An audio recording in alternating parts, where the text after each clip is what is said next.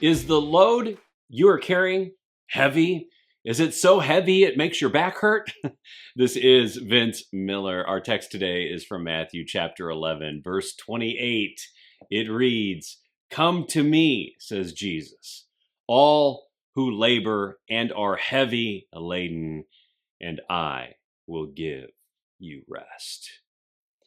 Now, this verse is good news for men who are prone to carrying their burdens alone. Men tend to do this, right? Carry around burdens that they were never intended to bear.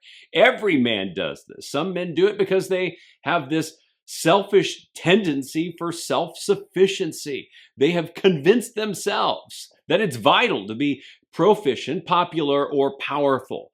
Still, other men do it because they've been convinced by others that they must be providers and protectors and problem solvers. Thus, whether it's a weight they place on themselves or one placed there by others, they bear under a burden that weighs them down. But the potency of our human will and the perfection of our character are not enough to bear the weight of any burden.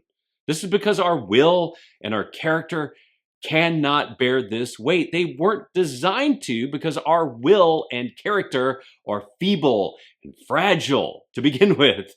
But we try, don't we? We try to silently bear the weight of these burdens until we've reached our limit.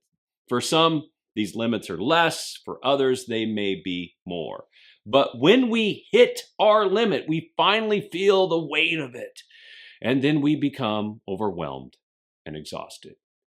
But Jesus offers this incredible invitation. It's an invitation that promises relief and rest, but it comes with a requirement. We have to give him our burdens. Those things that we've been bearing under have to be given to him. But for some, this isn't easy because there's a subtle satisfaction found in bearing them. At moments, they make us feel strong or significant. They feed our selfishness with a dose of accomplishment, but this momentary satisfaction will eventually break every man.